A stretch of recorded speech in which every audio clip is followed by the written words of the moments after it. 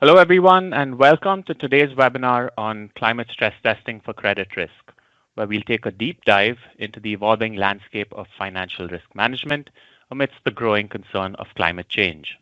My name is Akshay Paul, Product Manager for the Quant Finance products at MathWorks.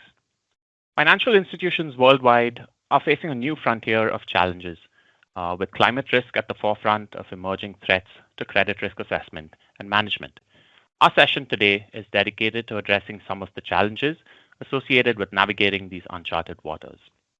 I'm joined by two of my colleagues, Elri Oldewaha and Edward Bennett, both application engineers at MathWorks and experts in this field.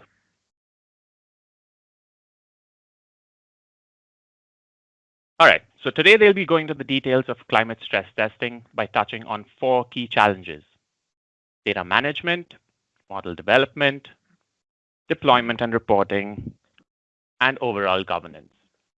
Throughout this webinar, we aim to provide you with practical examples and tools for developing climate stress tests, leveraging both open source and commercial data sets.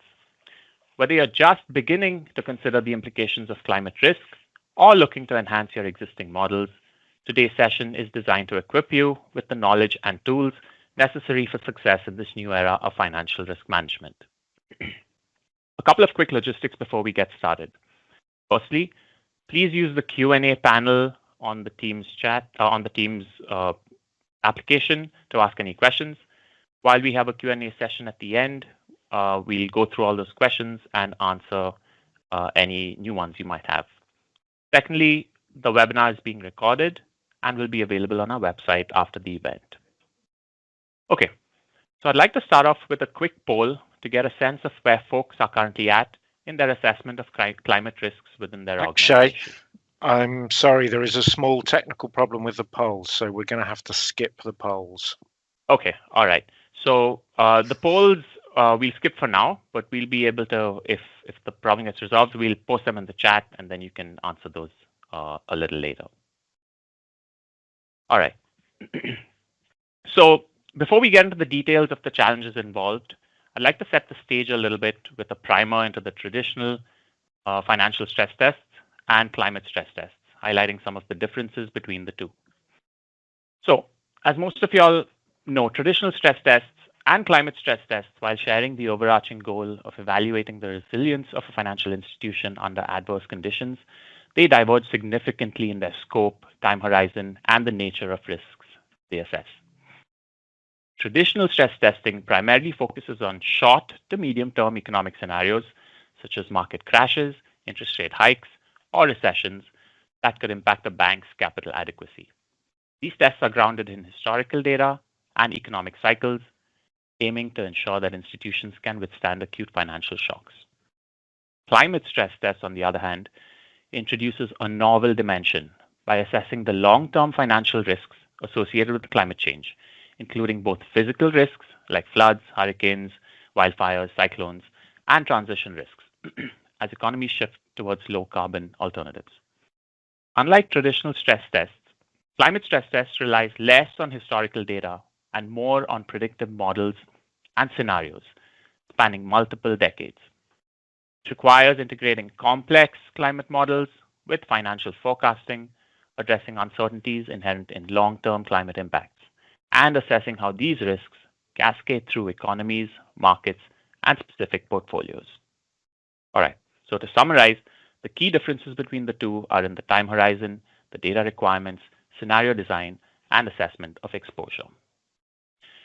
Okay, so with that, I'd like to hand it off to Elri, who's going to go into the details, starting with data. Take it away, Elri. Thank you, Akshay. Hi, everyone. I'm Elri Oldewaha, an application engineer here at MathWorks, and I'm going to be talking to you about the challenges involved in climate stress testing. So there are many different dimensions to consider when performing climate stress tests, but the process will follow this general pattern. First, you need to collect relevant climate data. This can be information like the risk of natural disasters, energy demand, or policy requirements. Then you need to do some kind of modeling to process that data into a form that can be ingested by your financial models. For example, wind speed in kilometers per hour for hurricanes, or megajoules of energy if you're considering energy demand, is not directly consumable by a probability of default model. This needs to be transformed into financial shocks in some way so that you can compute the impact on your portfolio. As we'll see, the data and modeling steps can be closely intertwined because the kind of processing you do on the data depends on what you want to use it for. We'll discuss strategies to do this in a way that is modular and reusable, so that you can easily apply different models to the same data source or apply the same model to different data sources. Once you've developed your model, you need to share the outcome of the stress test in some way. This may be by making the model accessible to other members of your team via deployment, or it might be by generating some sort of climate impact report. Throughout, we'll see MathWorks' Modelscape platform, which supports the full climate risk modeling workflow. Modelscape is built on top of our core capabilities in computational finance and other tools, like our image processing and mapping toolboxes, and it addresses many of the challenges we talk about today.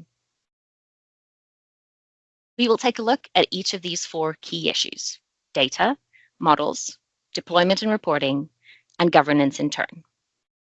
I will be discussing the data portion, and my colleague Edward will discuss the modeling, deployment, and governance aspects. So before talking too much about the nitty-gritty details of climate data, it's important to understand that there are 2 kinds of climate risk. One is physical risk, which refers to the risk caused by the increasing frequency and severity of natural events.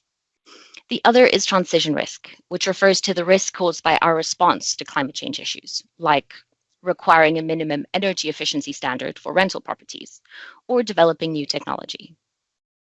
These kinds of risks expose you to economic losses, stranded assets, and issues with inaccurate valuation, which can then in turn have knock-on effects to downstream models. Another important concept when considering climate data is that of climate scenarios. So, as Akshay mentioned, where regular stress testing is based on historical data, climate stress testing relies on scenario analysis. Scenario analysis is a well-established method for developing strategies that are robust to a whole range of plausible future states if you don't know what future is going to hold. As an example, the NGFS, or Network for Greening the Financial System, formalized these possible scenarios in 2019. The scenarios vary along the 2 dimensions of physical and transition risk, and whether or not climate targets are met is the physical axis, and the orderliness of the transition policies is the transition risk axis. So this gives rise to 4 possible scenarios, each describing a potential future, with accompanying predictions for variables like CO2 emissions, carbon price development, changes in energy generation technology, and so on. So this is just one example of climate scenarios. There are other versions of this, and there are other frameworks as well, like MIT's EPA scenarios. The scenarios vary a little bit in terms of their definitions and assumptions, and they might track different variables and so forth. Right, so armed with this knowledge, we can now talk about climate data. It comes from many different sources, both commercial and open source, and in many different forms. We just talked about the NGFS and other climate scenarios. For physical risk, you often end up working with maps. One example on the left here is showing average rainfall per 6 hours on the left, or you might work with map layers like the one on the right from BRGM.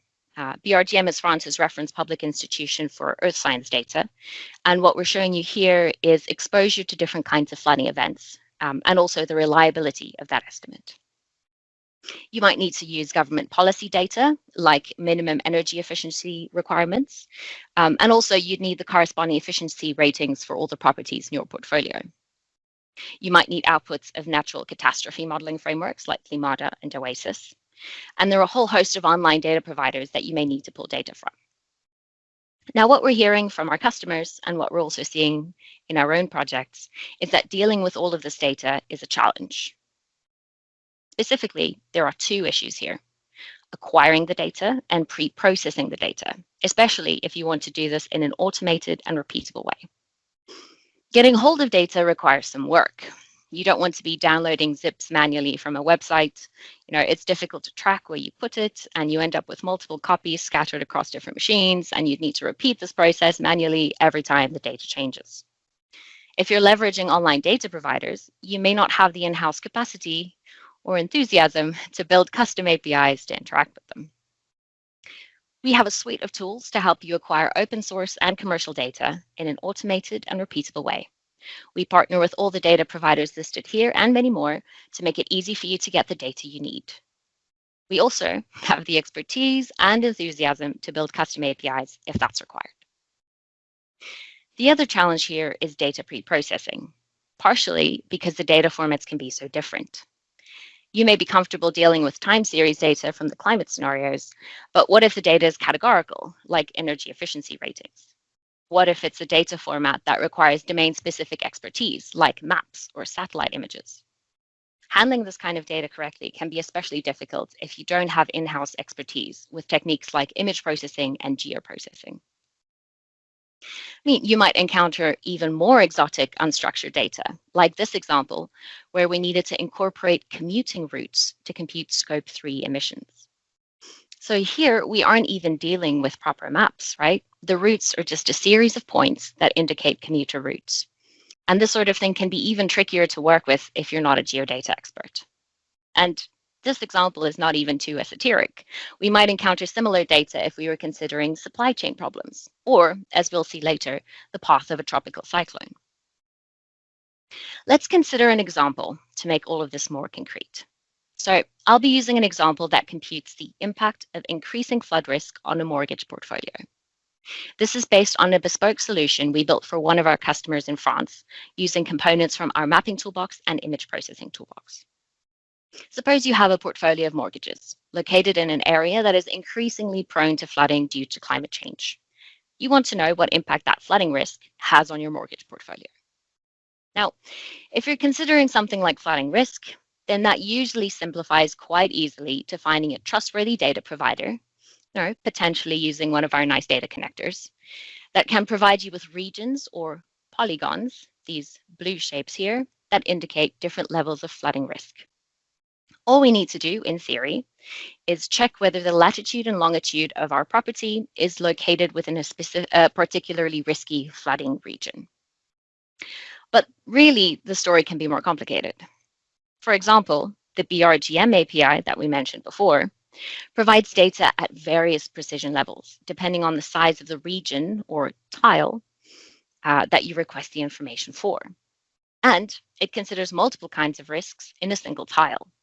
So for example here, red is water table flooding, orange indicates cellar flooding, gray indicates no flooding risk, and the hue of each color indicates the reliability of the information.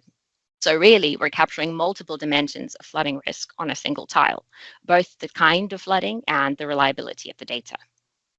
So to be able to use this API, you need to choose, firstly, an appropriate region or tile size to get good precision.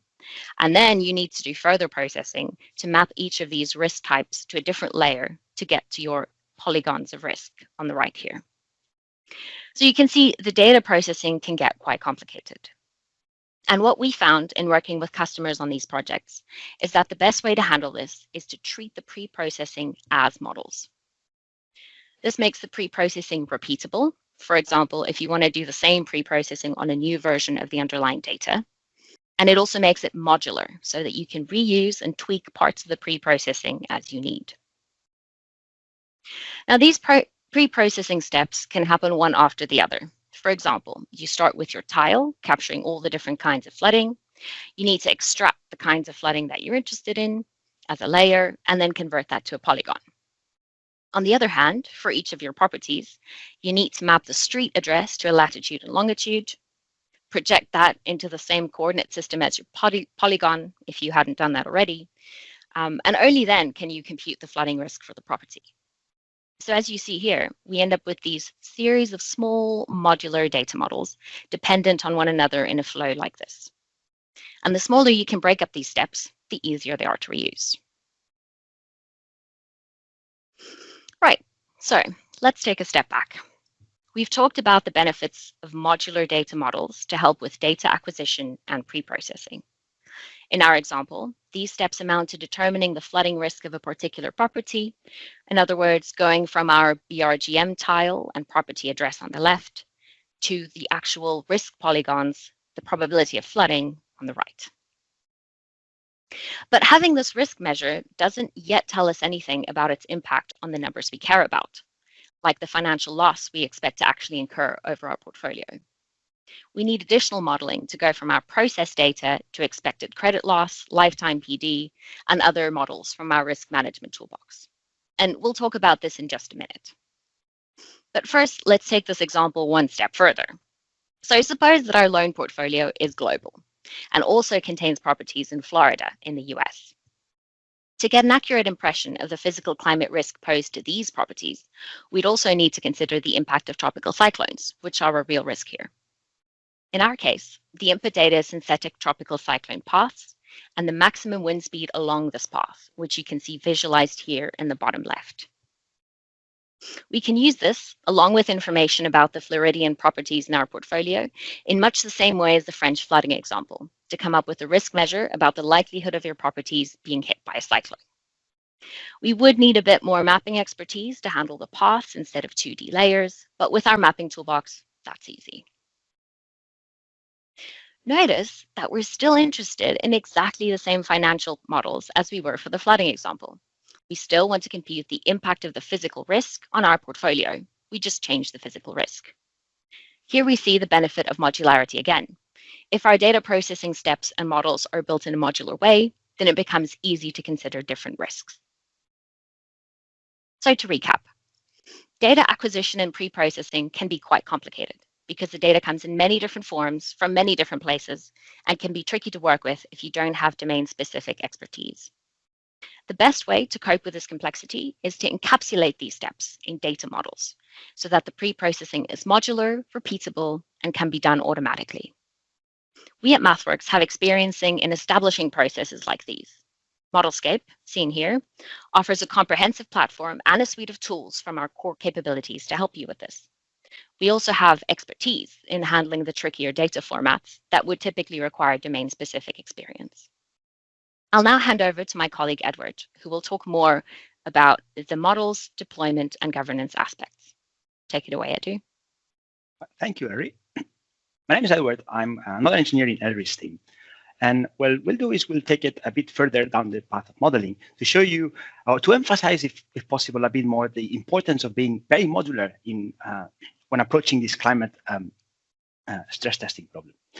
Right, so let's go back to the example that Elri just showed you, right? So in the end, if we recap everything we did, we have two separate physical risks. One is cyclones, the other one is flooding, and then we have an objective, which is the impact on our property portfolio.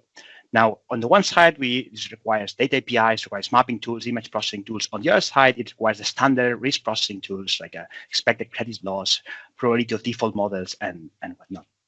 Now, the only chunk that's really new or here is that what is your how do you adjust your PD with your with the flooding risk? How do you adjust your PD with this transition risk adjustment and whatnot, right? And that's what we'll talk about a bit more. There's a lot of steps in building these models, and they get more and more complicated the more you look at this climate risk. Now, Elri talked about physical risk. Now we'll take a bit of turn and we'll start. The examples I'll show will be more focused on the transition risk side aspects, but the process or the concepts would apply. So let's look at the standard model development, right? You normally get the data and then you build a model, and after you build the model, you test the portfolio, and then eventually you build a report. Now, if you try to do that in the climate space, very soon you'll find that this is a very inefficient way of doing things, right? Because when you start putting all the data providers you need, when you start putting all the models you want to look at, the process explodes, and this is not scalable, right? This is, for example, the current set of models that we have working together in a single project, right? On the top right, you can see the hurricane and the flooding models that I showed you, alongside the different models that take care of the post-processing steps of the data, which eventually lead to the mortgage portfolio climate impact. So why? So the first thing that comes to mind is like, why would you ever want to do that? Why would you want to modularize the problem so much? So if you look specifically at just one of the problems, like the flooding problem, right? We built this tool, and as Elri was saying, this was a bespoke project we built for a customer, specifically on a French data provider. But eventually, if you're building this capability, you don't want to stick with France, right? With France, you want to look at flooding at many, many different regions. So this model in the top right, the flooding data model, eventually what will be is we'll have multiple versions of the model, right? There'll be a model for the US, there'll be a model for the UK, another one from Spain, for France, for every single region where we can get flooding data. And each of these regions, because this is normally governmental data, they're going to give us the data in different format, right? Some of them will give us an API. Some of them just you'll be able to download some zip files with some, like, I don't know, geo-mapping files inside. And some of them will give you a client in its own language to manage the model. And you need to be able to ingest all that and eventually just pass that to your event, to your PD model. So what I'm going to do is I'm going to move to a different example, transition risk space, where I'm going to try to emphasize how important it is to be modular when approaching this climate stress testing problem. Right. So for that, I'm going to look first at some climate scenarios. The ones you see on screen, this is the EPA model from the MIT. It's similar, for those of you familiar with them, it's similar to an integrated assessment model, but there's some key difference in there, right? So this model gives you the projection of certain variables in some years to come, right? So in the years you see from 2020 to 2100. But unlike the normal integrated assessment model, this model gives you multiple paths for each variable. So eventually what you can do is you can compute a mean value and some confidence intervals on what is actually going to be the evolution of that variable according to the model. So what you see on screen, you see, first of all, two separate regions. I picked the United States and I picked Europe. And I'm looking at three different variables. I'm looking at the emissions coming from agriculture, coming from electricity, and coming from transportation. And then you see three different colors. We state for the base scenario, which normally stands for we do nothing and we hope for the best. And then two more restrictive scenarios where the end policy is that the global temperature gets below certain value. And as you can see, then it requires more immediate action to achieve these policies. Right. So we want to use this model. We want to make sure we incorporate this into a PD model and see how our portfolio behaves on these different scenarios. So now that we have the data, right, coming from the MIT, we need to build a model. So the first problem we'll see is that the data coming from these models is not just something that we can consume, right? In this case, for example, it's in tons of CO2. If you look at the energy, it's going to be in megajoules, right? So it's not a value that you can simply utilize. And then you have to start looking at what models are available in the literature.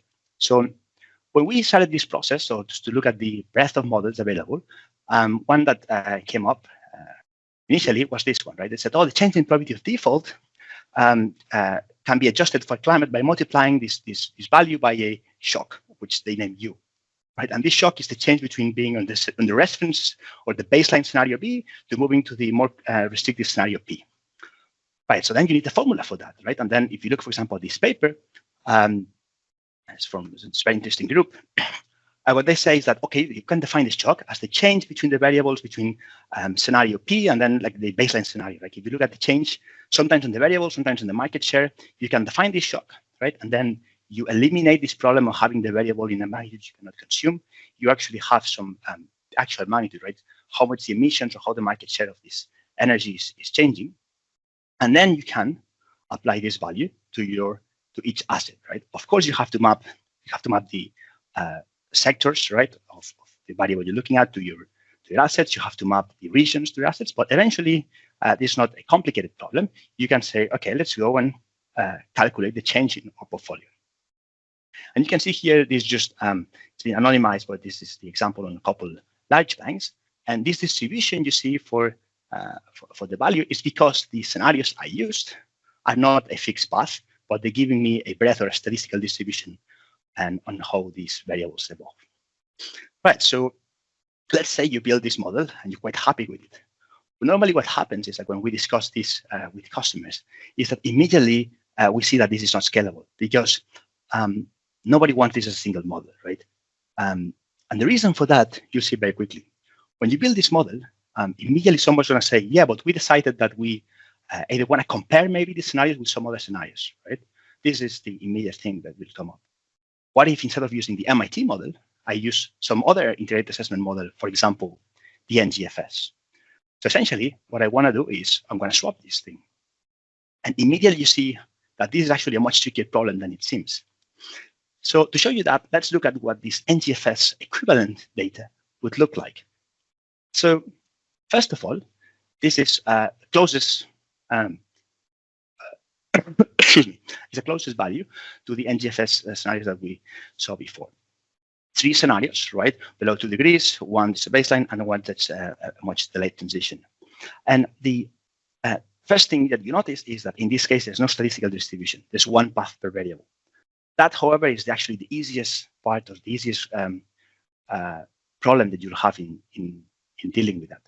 Second problem is that if you look at the regions where these variables come, one side is United States. That's the same as we had before. But the second one is 28 European countries, so probably European Union plus the UK. It doesn't include Eastern Europe. And the MIT scenarios did.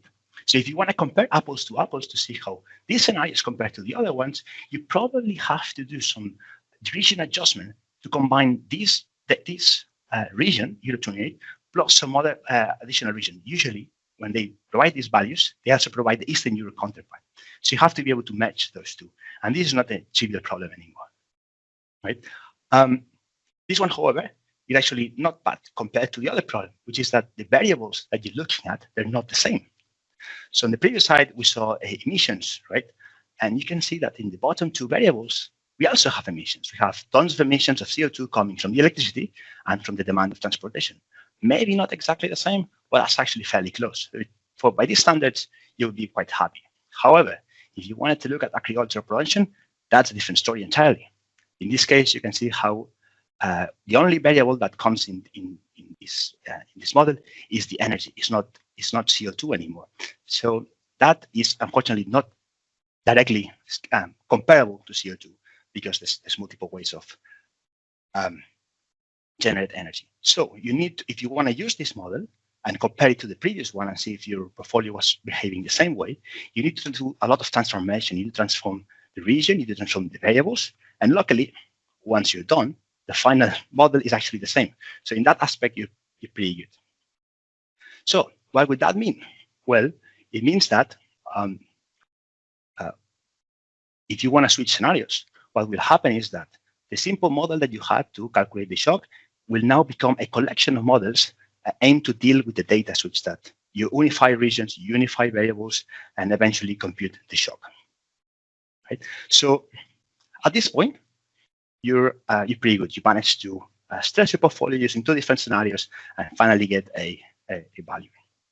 But now we just look at the very top left of the problem. We just looked at the data.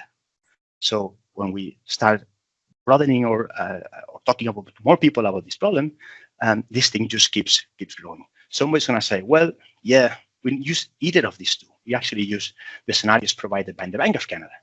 Well, if you do that, in this case, you'd see that you're pretty lucky because those scenarios are fairly close to the NGFS. So all this framework you produced actually can be reused for the Bank of Canada. But they can even increase the complexity of the problem and say, like, yeah, to this model that you're using, this is too simple for us. We decided to use a different methodology. For example, the one provided by the Bank of Canada, right? They published that methodology to change or approach this change in PD in a paper called Assessing Climate-Related Financial Risk. So how does this work, right? So they start from the scenarios, and you saw how they look like. And from the scenarios, they say, well, you can compute a shock on some of the variables that we provide on the scenarios called the risk factor pathways. And when you look at that, you're like, oh, pretty good. That's actually the same equation I was using before, right? So I can reuse the model. So again, this modularity that we built, it's helping us. This process is very straightforward. It's just a time series refactoring. But when you look at the PD model, it's actually more complicated. They said, no, look, the PD model that you need to use is an entirely different one. It's this one here. And what this model does is a very different approach, right? So they define a adjusted PD model that depends on, obviously, the original one you had, plus some factor values, alpha, beta, and S. Alpha is a value that needs to be fitted depending on or according to the different sectors of the economy that they provide. And S is a sensitivity that depends not on the sector, but on the sub-segment of the sectors. And you can see that some of them is a one-to-one mapping, but some of those have like sub-segments in there that need to be fitted. And finally, F is just this risk factor pathways that come from the scenario itself, which they call RFPs. And they're variables like the projected revenue, projected indirect costs, and whatnot. So what do you do with that? So what you can do is, it's actually fairly straightforward. You go ahead and, well, straightforward as in if you're familiar with portfolio optimization and whatnot, it's fairly straightforward to go and calibrate the values of alpha and beta at the sector level. And once you have those, you can actually go and calibrate the values of the sensitivities at the segment level. So eventually you get with a matrix that looks like that, right? You have on the bottom part, you have these RFPs or these variables like revenues, low carbon, indirect cost and whatnot. And on the right, you have like the actual sectors of the economy, like air transportation or electric power transmissions. And you can see how the sensitivities is quite seems to be correct, as in air transportation is very direct, it's very sensitive to climate. So eventually, after you do this for all sectors and for all variables, you get with a much bigger matrix, right? Again, from the one I was showing you, excuse me, was just a sub bit or an extracted bit of this one. And having alpha, S, and these RFPs, it's easy to adjust the probability of default for each of the assets within the portfolio. From there, it just goes back to the standard risk management problem, right? You can just backtest your portfolio, you can prove the loss given default and expect the shortfall and whatnot. It's an economics or a risk management problem. Again, there's no complexity. But having explained this example, right? If we now go back to our overarching problem and how this looked like, well, now we swap the bottom right part of the problem, right? We use a different set of scenarios and we change the model. So all in all, if we continued, right, somebody said, well, why don't I use this model? But no, I don't want to use Bank of Canada. I want to go back to the MIT or the NTFS models. So you can see how the problem needs to be split up in order to be efficient in rerunning it. So the key concept, as we want to emphasize, is the modularity. If you're not modular, and it happened to us at the beginning, it's very difficult to scale up these problems. These data providers change quite often, and it's hard to deal with them if you have to rebuild everything from scratch. So just to give you a bit of a sense, all the models that we described look more or less like that. And if you actually put them on the Modelscape or on a real model management platform, this is the actual dependencies just for this subset of problems that we looked at today, right? If you look at the right, you'll see the ones I just showed you. There's the integrated assessment models like the NGFS or Bank of Canada. There's the EPA model from MIT. There's certain sub-models to manage and unify this data. There's finally a climate shock model, which for some reason this seems to be quite unified and most of them use. But we expect that at some point somebody's going to come up with a different one. And then these are the two PD models that we showed you at the end. And of course, for each of them, you can have multiple versions, multiple states of the code. But this is just the overall top-level view on how the models depend to one another. And again, just for this particular project. So now that we see how the modeling process end-to-end works, let's look at how we actually start deploying and start managing or running the process in Anger. So we have our diagram of models and how they depend. So the first step, if you want to perform the task, you have to pick a model and stress a portfolio. By model mean you have to pick the entire path. What you have to pick, what's the final PD model you're going to use, what is the region where you're going to apply the model or map the region to each of the assets in the portfolio. You have to pick what climate scenarios you want to stress test to.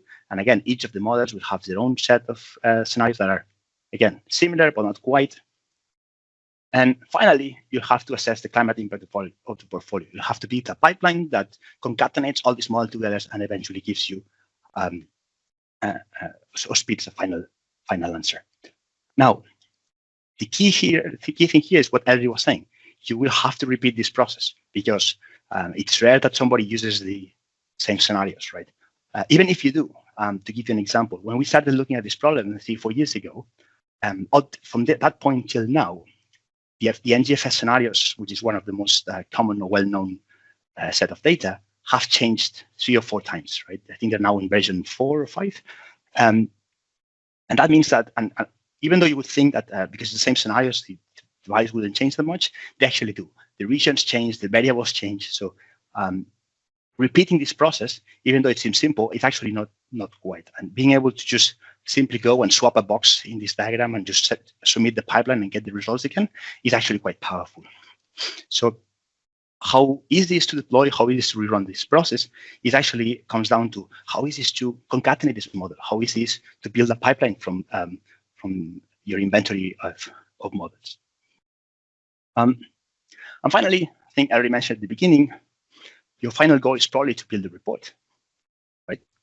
And maybe not, but this is a fairly common process. And again, same problems apply, right? You are using various different models, and that means you have to have probably various different types of reports. Even if you use, for example, different data sets, like different scenarios, you probably have to switch entire sections of the model explaining why is one used or why is the other one used. Different templates are going to be necessary. Different requirements are going to be needed to be linked to the report. So eventually, there is clear need for a tool that allows you to automate and adapt to the rapid turnaround that these models have. And that's how our automated reporting tool really helps in this space. It lets you automate building these reports while easily simply switching the models within the platform. So we saw the entire end-to-end process, right, from data to model and reporting. Now we'll see what we propose as a solution or as a platform to run all these steps. And that's something we call Modelscape. Modelscape is our own proprietary risk management tool. So why we want to show you Modelscape? So if we recap all the challenges we saw that the data had multiple APIs, had different regions. You need to account for different regions and variables, and you need to account or you need to have different tools and that are maybe less standard in the finance space. You have models that are rapidly evolving. You need to constantly have these models or constantly allow these models to ingest data coming from many different places. Because of how broad the space is, the language where this model is built on is probably going to be different, especially in the data side, because the different providers will give you in different formats and different languages. And finally, you want to build pipelines on top of all that, right? And that's where Modelscape helps. You saw it through all the entire presentation. That's where we were using to show the inventory of the models. This is the front page, right? It's fully customizable, but this is the one we'll be using as an inventory to store all of our climate models. And you can see that most of them, because it's me and Elry usually managing this process, have me listed as an owner because I'm usually the person entering the model. And this platform, or the advantage of it is that it manages the end-to-end workflow that we described today. So Modelscape is a cross-language platform to manage the full end-to-end workflow from development of the model to the deployment and the monitoring. So the governance piece or the inventory is what you're building. It's a list of models or the database of models with all the metadata built in to know who owns the model, where's the code, how to run it, and whatnot. And it also supports the development of the model. Some of you already have parts of this process built in-house, but some of these parts, sometimes you need to build them or you need help building them. That's what we'll bring where the development fits in. You don't have to build everything from scratch. We can just reuse the ready-made tools that we have for a lot of this process, like, for example, the mapping toolbox or the image processing bit. There's a review environment, right? You'll be building a lot of models that will be changing quite often. Being able to quickly review and gather the latest version of the code, get a quick review, see if it actually works, is giving you the expected results, and quickly submit an assessment to it. It's quite necessary. You have to evaluate the models, right? Some of the models are built with a simple API when you can just pass it of inputs and outputs, but some others are more complicated. They require a visualizing app like the MIT scenarios, especially when you're still searching for data to be processed or like what fields you can use. You will then need automated reporting. And again, most of these models will have a set of requirements, either from governmental requirement, government requirements or internal company ones. And it's usually very easy to simply check whether the model fits the requirements that were set, and link those to the final report that's being built. And as we said, it's language agnostic. Each of the models can be built in its own language with its own framework. What Modelscape does, it just brings everything together. As you saw, especially on the data side, we get models, or we build models in many different languages, and we simply put them all together such that the various models can consume the data in a combined way. There's no need to recode or unify everything in one single place. And you're seeing here just one dashboard is the one that we use for the climate when we deal with the climate space, but it's fully customizable. So you would eventually have your own dashboard adjusted to your own needs. Well, anyway, we just gave you a glimpse on how complex the climate stress test problem is. We hope that we made the point that the key point, or the key aspect of it, is to be very modular, right? And break the problem in as much pieces as possible, so that you can actually reuse and swap the bits as necessary, and do it in a really with a really quick turnaround. And finally, we want to position Modelscape as a tool or the place to do all this process and the end-to-end workflow, regardless of what's your current development language for each of the models.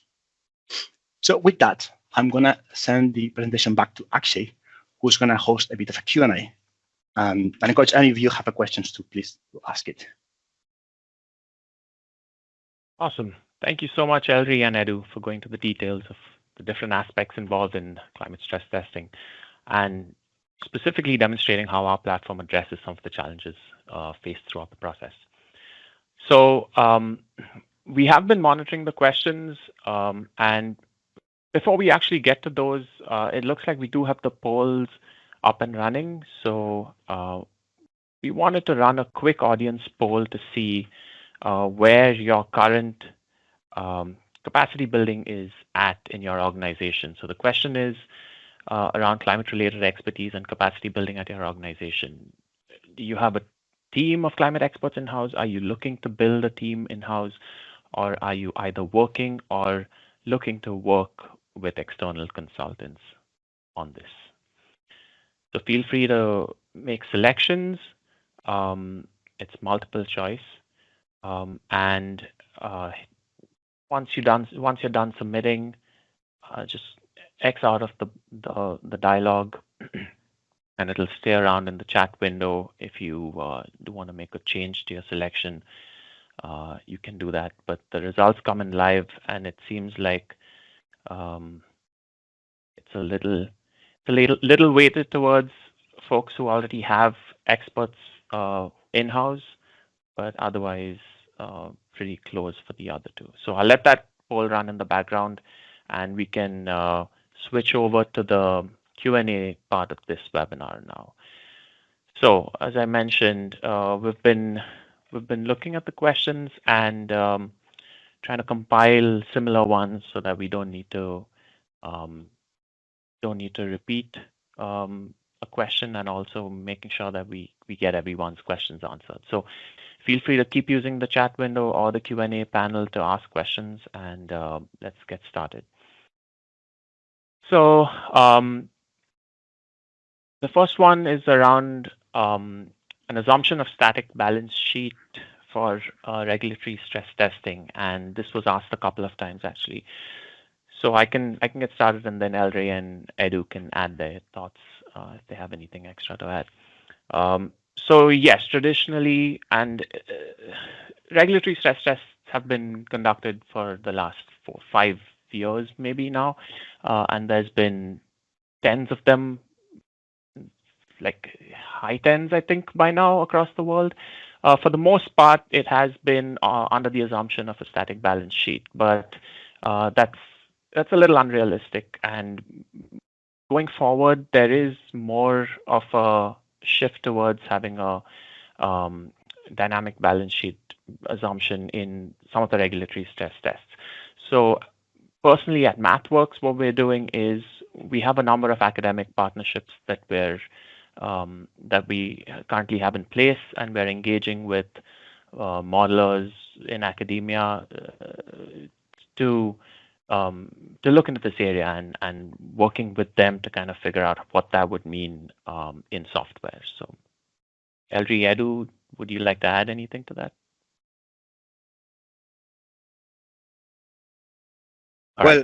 Yeah, no, maybe Okay, when we initially looked at this problem, I think it was like around 3-4 years ago, all the models that initially included climate on them were assuming a static balance sheet, but more and more we're starting to see the new models do assume a dynamic one, right? So I think the couple ones, definitely the first one I showed was assuming a balance sheet. I think that for the second one, there's an option already to assume a dynamic one, if I'm not mistaken. But anyway, yeah, the original models, yeah, definitely static, but more and more nowadays, the news are showing up to assume a dynamic one. awesome. The next question is around data, and specifically, do you provide the data to your customers? Do customers need a separate relationship with data vendors? Okay, so we do not provide our own data. We do, however, have connectors to a number of leading climate data providers, which can be accessed directly through our tools. So customers would license directly with data providers, either on the physical or transition risk side. And then through that partnership, we can integrate the data directly in our tools with the connectors that we already have built. If I may add, actually, no, sure, if I may add though, on this climate space though, a lot of the data comes from governmental agencies. And oftentimes, the connector that we could provide is enough. There's no need for an additional agreement with, because it's data provided by the government. It's usually free of access or free to navigate, right? So especially on the physical risk side, flooding data, hurricane data is something that is provided by public agencies, and it's fairly straightforward to access and manage. And we'll help you with that. If it's connecting to a proprietary vendor, that's a different story. But on the climate space so far, what we're seeing is that a lot of the data is actually on the public domain. That's a good point. Thanks, Edu. All right. Do you have tools for managing different geolocation coordinate systems? And I can let Elri take this, or Edu. Yeah, absolutely. So we have a whole mapping toolbox to help you visualize your data in a geographic content. You can build map displays for more than 60 different map projections. So if you have a specific map projection in mind, we've probably got something for you. And it can also help you do things like import raster data, vector data. We support a wide range of data formats and can connect to several web map servers that people typically use. And then, of course, it's a mapping toolbox, so it's got some nice, complicated mapping functions as well, stuff like resampling, interpolation, trimming, whatever your heart would desire for geocoding and that sort of thing. Awesome. I think the next one's also around one of the maps that you showed in your slides, Elri. So it's around what the map of the cyclones represents. So I'll let you take that. Yeah, sure. So what we were seeing there were simulated paths of tropical cyclones over a 1,000-year span. And then the color was showing the maximum wind speed for that cyclone.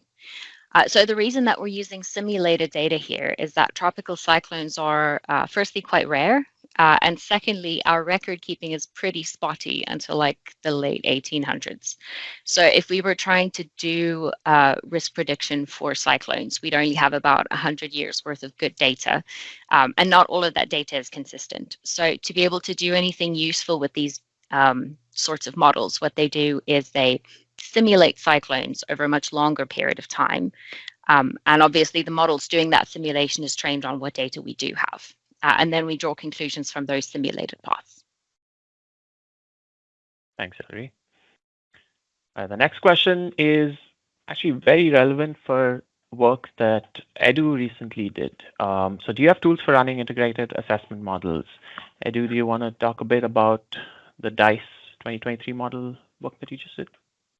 Yeah, so first of all, these models are big, right? And when we started looking at them, we realized that running them might not be the most straightforward thing. So we recently started with one of the smaller versions of these models, which is called DICE. It's a model produced by Professor Nordhaus, and they just really, I mean, with the whole hype of the climate space in finance. It was a model that was initially developed on the 90s, and then it got revamped in 2016, and it got revamped again on 2023. And we just got a bunch of people interested in us giving them an implementation that can be quickly run and can be quickly changed. So the interesting thing about these models is that they combine what's basically the economy today in a country with some sort of like climate model at the simplest space, and then you just run an optimization problem that tells you if you want to, depending on how much you want to leave for your great-grandchildren, how much you need to consume today. So because these models, they grow quite a bit, there's a lot of, there's a trend from bigger institutions to run these models and then just provide you with the results. And that causes that these models keep having different versions where they add new variables, they add new regions, and it's a bit harder to keep tracking, to manage them. And more people are asking them if you can just provide them with a runnable version that they can just tweak and run locally with their own assumptions and with, basically with their own assumptions. And it's something we've been doing, right? Most commonly, we get asked about the smaller versions of these models because they're easier to absorb, right, and easier to understand what's going on. There's less moving parts, and eventually the results they do vary, but it's not like you get absolutely different results, right? It's usually around the same lines. And for all these models, which are just projections into the future, that's oftentimes good enough. Right? Being able to run your own model with your own assumptions in a reasonable time frame is probably the best option. Perfect. All right. Next question is about whether the model considers wildfires. So I can take this one. The platform itself is more plug and play. So it really we can incorporate or develop whatever models are needed for the particular risk. Physical risks are very different depending on what region you're talking about. So we work closely with the customer and where their assets are located in order to develop, validate the most appropriate model for their risks. Okay. Next, we have a question on validation of climate risk models, given that there's no history to go on. Elri, do you take that? Yeah, so I'd say in the first instance, that's a very good point. All right, there is no historical data when we're doing these climate stress tests. But that's why it's important that we use multiple scenarios and that we choose our scenarios carefully, because if you're considering multiple possible scenarios, then that gives you, it kind of hedges you against various plausible futures that could happen. So you're safe against the worst case scenario, you're doing very well in the best case scenario, and so on. And especially if you're using something like MIT's EPA scenarios with multiple paths per possible future, then that gives you uncertainty bounds on what you expect to happen as well. So that's really quite useful. In a different sense, Modelscape actually has a way for you to do model validation, which is generally used for credit risk models. But we're starting to work with customers to understand the extent to which these sorts of climate models can actually be validated and what that means. Perfect. The next couple are more clarifying. Well, they should be pretty quick. So this one's around IAM models. Says IAM models provide a bunch of climate variables and economic data at the macro level at most. Still, we need to convert the results into financial risk variables with new tools such as climate risk credit. Right?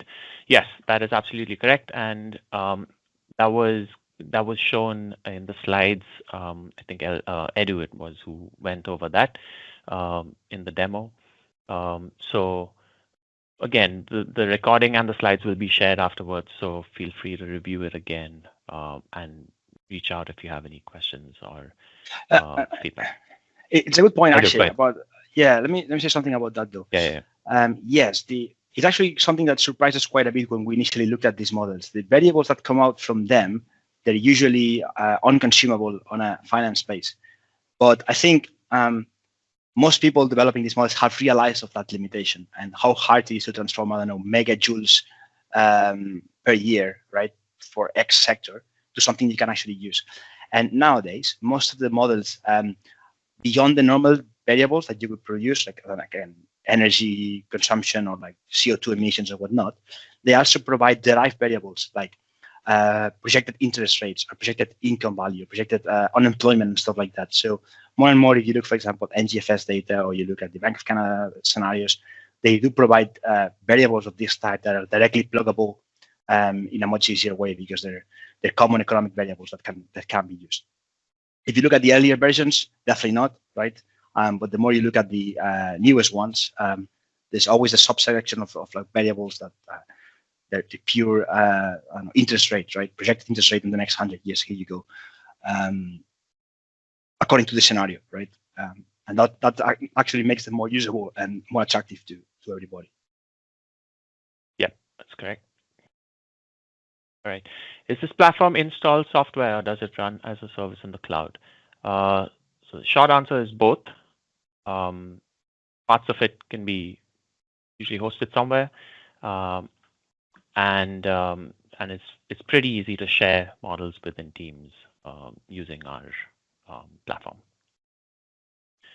And then there's one last question, and that's around modeling available for chronic climate risks. So again, this goes back to the data and the models that we develop, and it differs based on where your geographic location is, what the most pertinent physical risks are to you and your organization.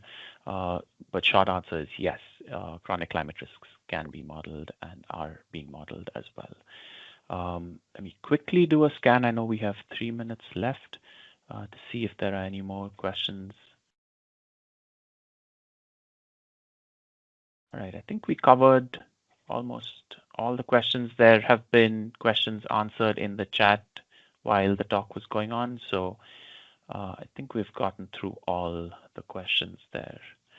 So thank you everyone again for all your great questions.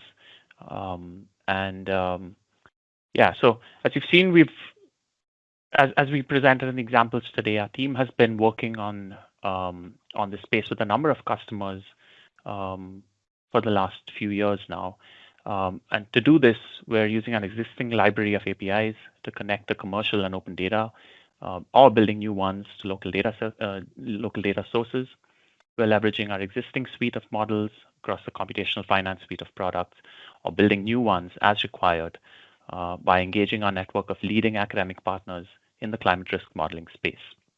And finally, integrating the solution into your existing enterprise risk stack. So if there's a project that you're currently working on and have run into some or all of these problems, we'd like to hear from you.